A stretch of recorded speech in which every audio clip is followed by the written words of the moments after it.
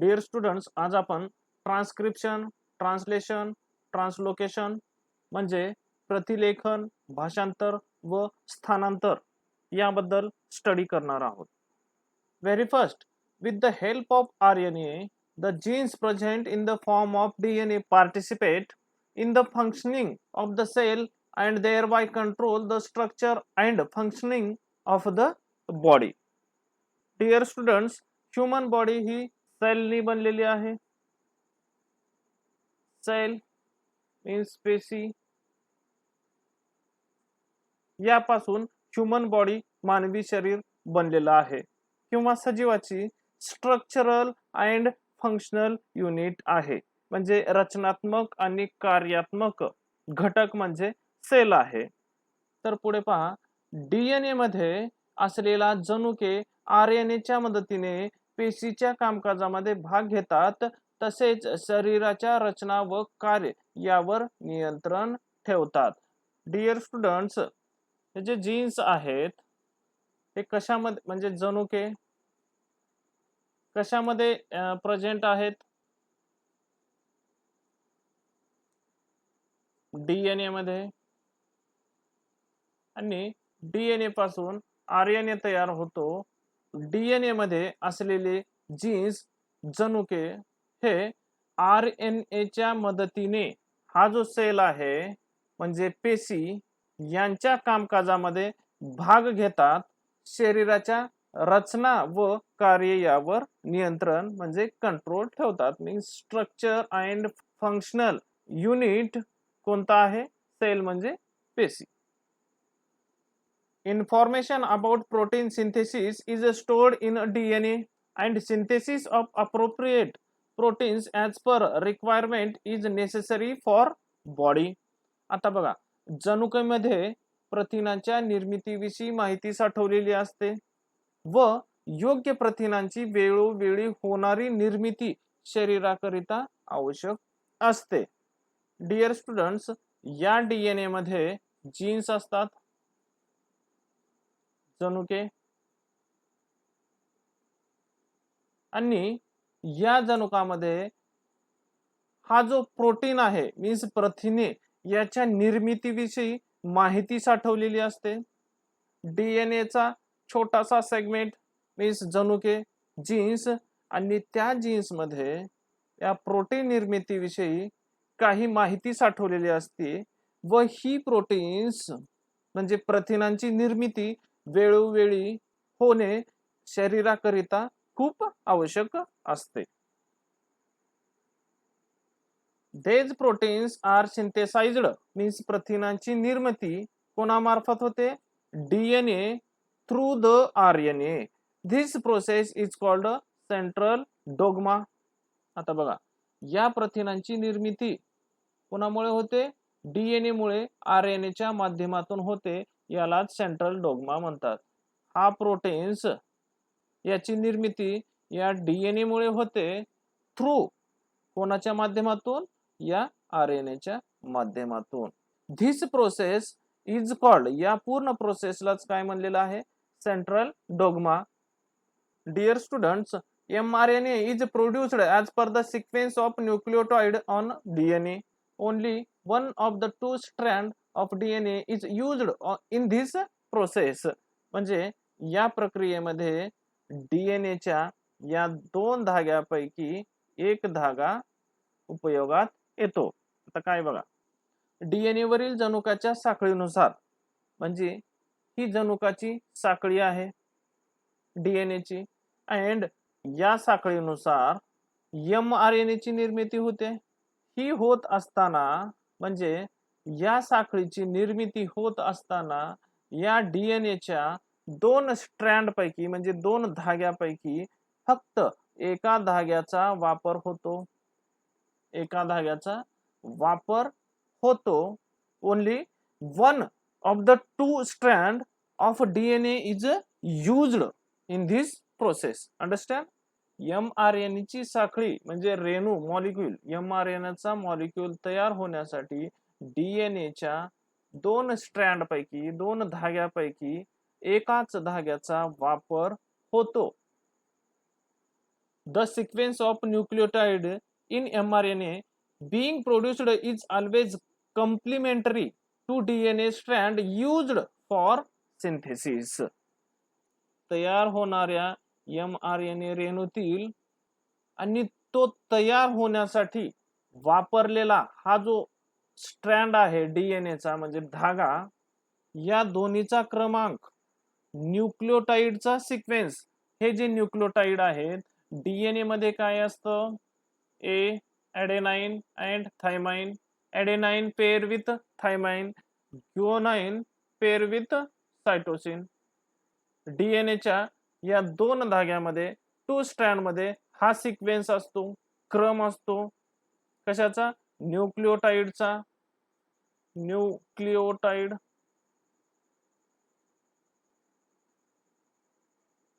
पण ज्या वेळेस एमआरए ची निर्मिती होते, मीन्स फॉर्म होतो, त्यावेळेस A pair with uracil and G pair with cytosine, थायमाइनच्या ऐवजी युरॅसिल mRNAच्या निर्मितीमध्ये वापरला जातो.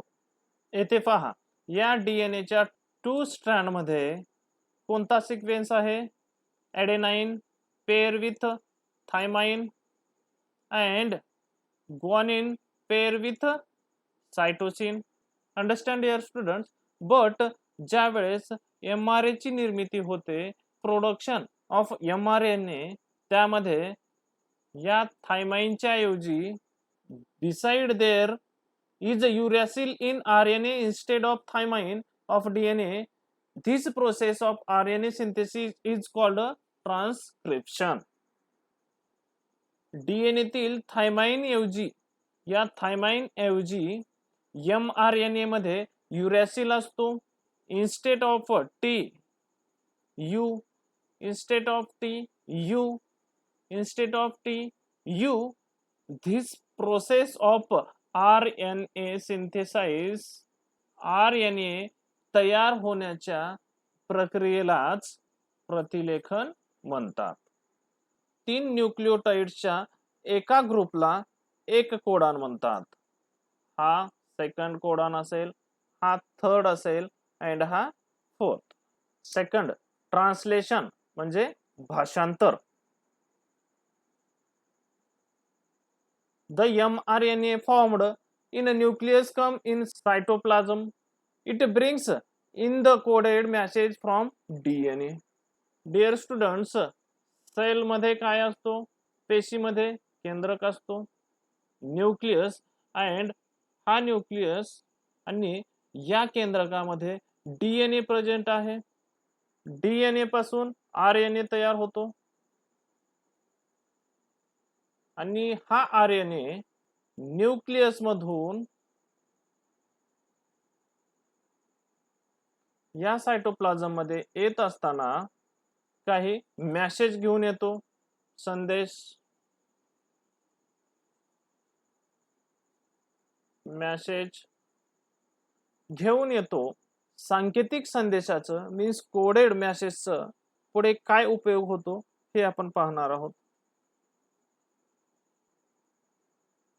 The message contain the coded for amino acid. The code for each amino acid consists of 3 nucleotides. It is called as triple codon.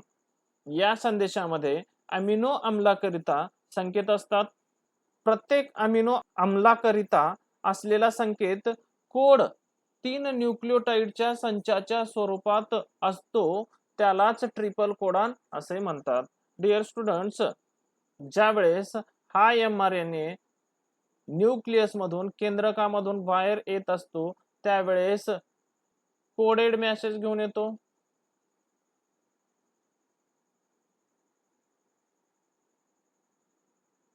सांकेतिक संदेश.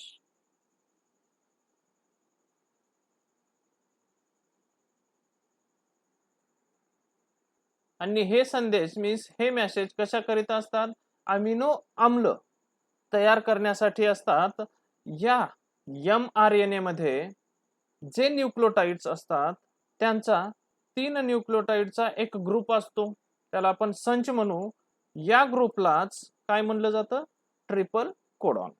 किती codon आहे तिथे? 1, हा 2, हा 3 अँड हा 4. 4 कोडॉन आहेत, कारण 3 न्यूक्लियोटाइड्सच्या ग्रुपला एक ट्रिपलेट कोडॉन असे म्हणतात. Group of 3 nucleotide is called as triplet codon. Dr. Hargovind Khurana, a scientist of Indian origin, has made an important contribution in a discovery of a triple codon for 20 amino acid. And for this work, he has been awarded with Nobel Prize in 1968 along with 2 other scientists. हे doctor Harvind Khurana भारतीय वंशाचे होते. यांनी हजारो न्यूक्लियोटाइड्सच्या 20 amino अम्लाकरिता असलेले codon शोधण्याच्या कामात महत्वाची भूमिका पार पडली आणि त्यांच्या या कार्याबद्दल त्यांना 1961 मध्ये इतर 2 शास्त्रज्ञांबरोबर अलॉंग विथ 2 अदर सायंटिस्ट त्यांना नोबेल प्राइज मिळालेलं आहे. अमिनो आम्ल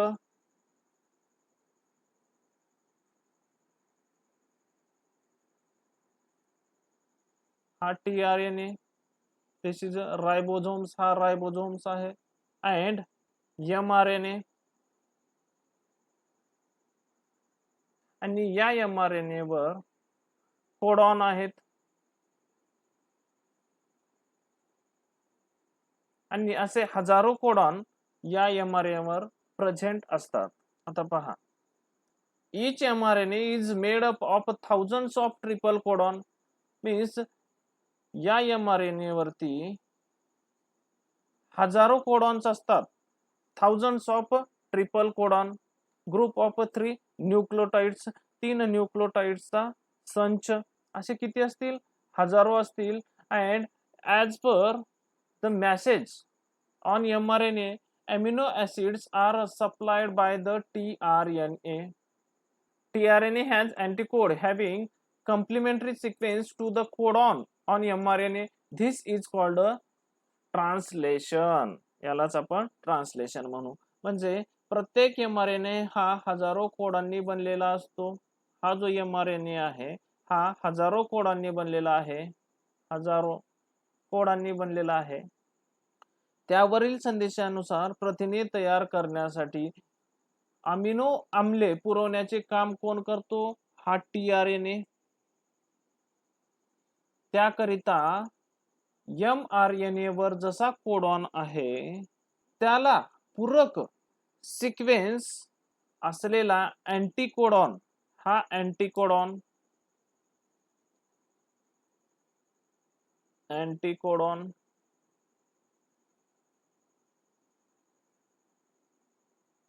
अँटीकोडॉन tRNA वर असतो. या क्रियेलाच भाषांतर म्हणजे ट्रान्सलेशन म्हणतात. नेक्स्ट, अमिनो आम्ल.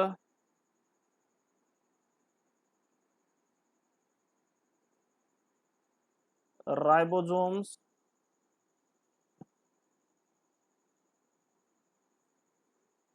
mRNA, codon, tRNA, anticodon,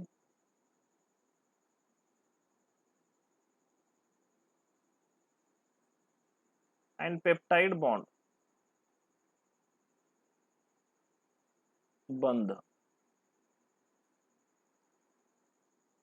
The amino acids brought in by tRNA are bonded together by the peptide bond with the help of RNA, and during this process the ribosomes keeps on moving from one end of mRNA to other end by the distance of one triplet codon. This is called as translocation.